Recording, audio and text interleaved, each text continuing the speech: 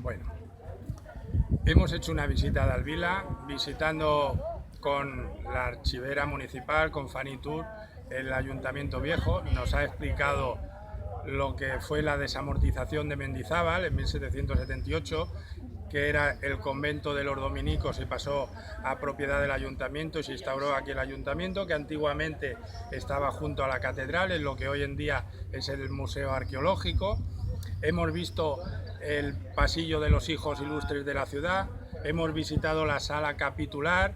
que es muy bonita, que es donde antes se reunían los frailes dominicos a comer y hacer sus oraciones, y que después fue el salón de plenos del ayuntamiento, que tiene unos frescos en la bóveda maravillosos, y que ahora hay la exposición que hemos visitado de los libros antiguos de la ciudad, como el libro de la cadena, el libro de la sal y los escritos de los reyes hacia el pueblo de Ibiza, unos dando las gracias por algunas cosas bien hechas y otras dando la bronca porque no tratábamos bien a ciertos personajes que venían a visitarnos a la isla.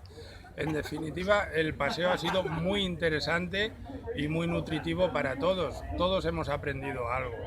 Y el paseo y el día es maravilloso con los compañeros que hemos tenido el placer de disfrutar de ellos.